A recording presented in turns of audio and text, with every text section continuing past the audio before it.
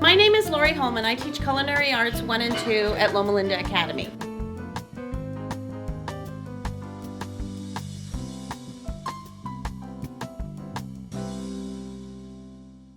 Good afternoon, everyone. We're going to be making pizza dough right now, so I'm going to be demoing for you the steps that we need. I have two helpers with me.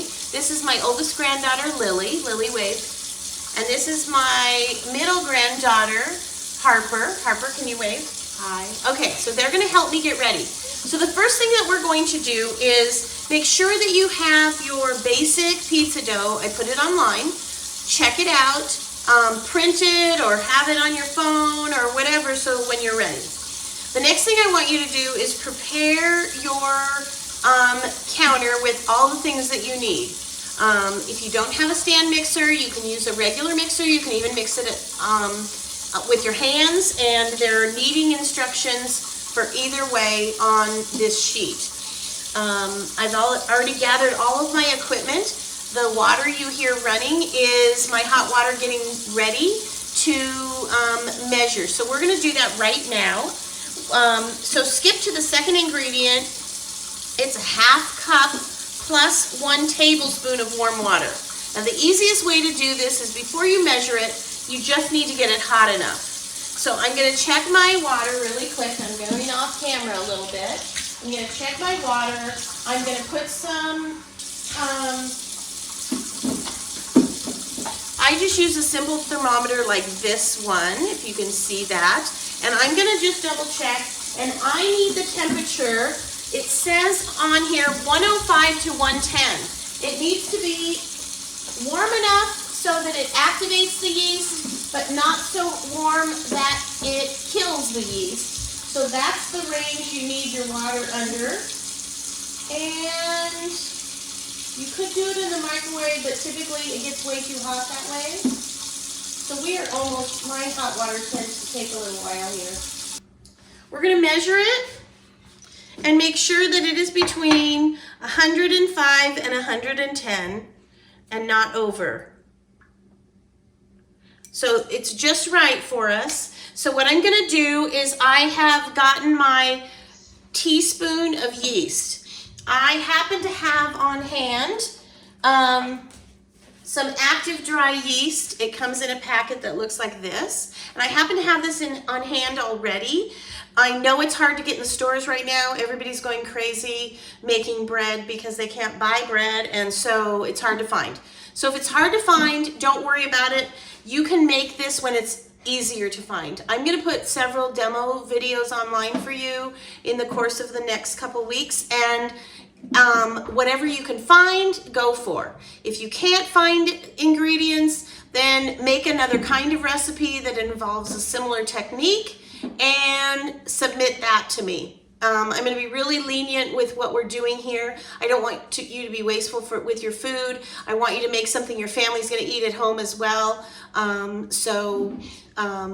Just understand, I'm going to be very generous. I'm just showing you techniques that I want you to learn. And if you learn them by your own practice, or if you only learn them by my demo, then we're doing the best we can.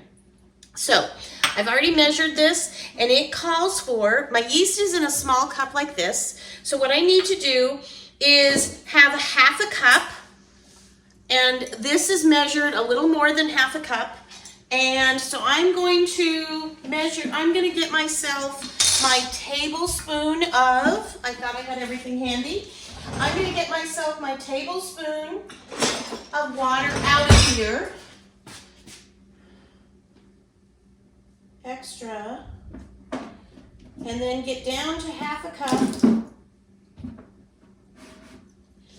All right, so I'm down to half a cup on my liquid measure. I've got the extra 1 tablespoon, put that in. That extra tablespoon, you don't think it will mean much, but it does. So Lily, will you take this and pour it into the yeast right here? There we go. So it just fits. It's going to look like this. If you would like, you can go ahead and use that tablespoon and just slightly stir it up a little bit. Make it look cloudy. And then you're going to set it aside. all right? And I'm gonna ask Alexa to help me. Alexa, set a timer for 5 minutes. 5 minutes, starting now. All right, so that's sitting aside there, waiting for us. In the meantime, we can add all of the rest of our ingredients, and they aren't very many. So the yeast is sitting aside for 5 to 10 minutes. We want it to start to bubble a little bit. That's what we're looking for. So now what we're doing in the upright mixer, we're going to include our ingredients, and I'm going to set this aside right now. We're going to get our flour. So I've already measured out 1.5 cups of bread flour. So you don't want too much. Measure evenly. Make sure you use your dry measure. All right, Harper, you want to help me pour this in right here? Dump it all. Dump, dump, dump, dump, dump. There we go. We're good with that. The next thing that we need to add is our 2 teaspoons of sugar. I've gone ahead and measured 2 teaspoons of sugar. Here, Lily, pour that in. All right. Sugary. The next step is a teaspoon of salt. All right. So I'm going to grab my salt. Harper, here's my teaspoon. Can you measure a teaspoon of salt in there? You got to fill it. You got to fill it. So go deep. There we go. Teaspoon of salt. Shake a little extra off. And now, that's okay. You're good. Thank you. Now pour it in here. All right. Don't forget to wash your hands. We all did that before we started the video. And then what you're going to do is, so you've got your salt in there. And then what you're going to do is, if you see the very last line on the ingredient list, it says 1 tablespoon of extra virgin olive oil plus 1 teaspoon for coating. The only thing you need right now in here is the 1 tablespoon. The 1 teaspoon you're going to see me use later. So the extra teaspoon doesn't go in here. A lot of people make that mistake, and when they do, it makes their dough a texture that doesn't look like everybody else's. So there's our teaspoon of olive oil. Lily, you want to dump? You're going to put that in there. Ooh, right? Sticky. And It's like eggs. it even reminds you to put all the other ingredients in here except the additional teaspoon of olive oil. That additional teaspoon of olive oil we're going to use to coat the bowl, so wait on that. All right, so now we want to mix this up and use your paddle attachment. You can use your hook attachment if you would like. The hook is a great one for any kind of bread dough kind of thing, but this isn't very much, this isn't a very large recipe, and so the hook tends to not mix it very well. So I would suggest your paddle. And we don't want it mixed too much right now because we just need it to kind of be blended in. And the other thing we wanted to do is we want to make sure that the salt is not right on top. Because when this timer goes off for our yeast and we're ready to add it, we don't want to pour the yeast directly on the salt. That will kill the yeast and it will not do its job to rise in a little bit, okay? So we have, how much time left? We have a minute left, so I'm going to rejoin you in a minute. Where did our remote go, Lily? Here we go. I'm going to rejoin you in a little bit when that minute is up and check on our yeast. Okay, welcome back. Our timer went off and the yeast is looking a little bit more cloudy. You can see it's totally dissolved. You see a few bubbles in there.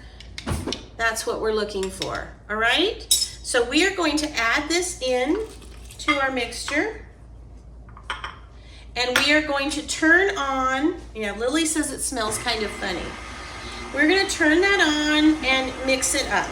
And you wanna mix it for about 2 to 3 minutes. To be honest with you, this is going to bring it together into a ball, and then we're gonna need to do a little bit of kneading. So I'm gonna show you.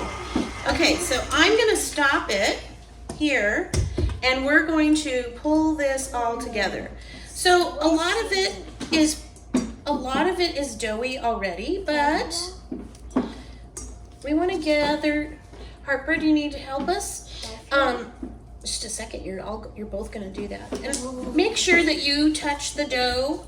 My grandma used to teach me about making dough, and she said if you don't touch it, you don't get any of the love in there. So you have to kind of see how sticky that is. We don't want it that sticky. We want to knead it around to get the flour in there nice and good before it gets too sticky. The flour wants to join. That's right. It wants to join in on the party. And if we leave it too sticky like this, it is not going to be the right texture for what we're looking for. But see this? If it remains sticky like that, I'm going to have you do something. I'll show you. Lily, are you ready to mix? Yeah. Okay, so see, watch what I'm doing. You're going to go like this and move it around in your hands back and forth. And then go wash my hands? You washed your hands already. You'll have to wash your hands after, yes. Hold, mix. Okay. I want to try. I'm gonna bring a little flour, so put your hands over the bowl here. Let's separate this a little bit. Put your hand over the bowl. There you go. I'm gonna put a little flour on there and put a little flour on this one. All right, now I'm gonna have Harper help me with half of this dough. So mix away, adding that flour in. Harper, put your hands over. Can you scoot in and put your hands over the bowl here for me? That's okay. The rest of it you don't have to do over the. Put your hands over the bowl because I'm gonna pour some flour on. All right, there we go. Dump a little bit of that back in here. There we go. Feels so Dump it in. Dump it in. Okay, you can get rid of some of that flour. There should just be enough on your hands to make them look white. See, like this. Okay, dump the rest in. Dump in. Woo, good. Okay, don't shake it off. There. We want a little on there. Now mix it around and mix that dough until. See how you put it on your hands like that? See, it feels. Get it stretchy and gooey. Like slime. So as soon as you get it, Slime. see this? See, as soon as you get it to the point where it's not sticking to your hands, that's what you want.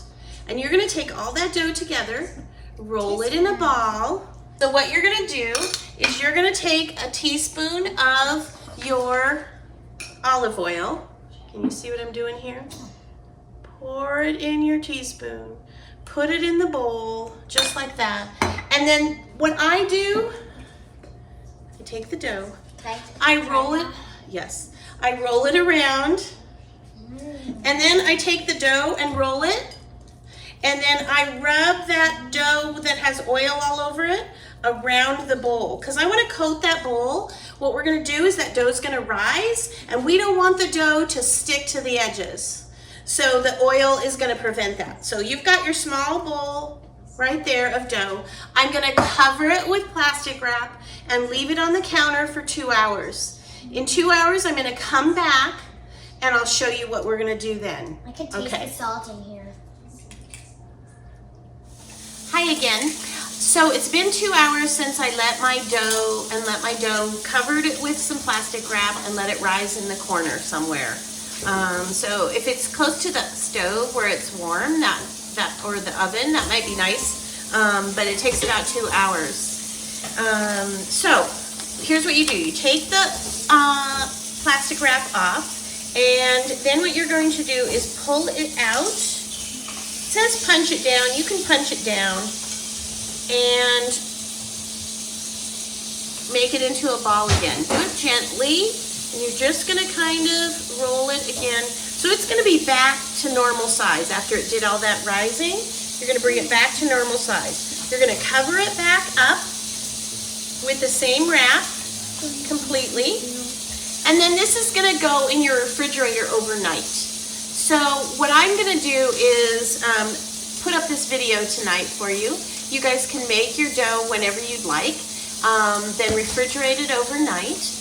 And tomorrow I'll do a new video for you with what this looks like and pulling it out and turning it into garlic rolls. All right, so hope you're good. My little sous chef is here helping me, and we will see you tomorrow. Bye-bye.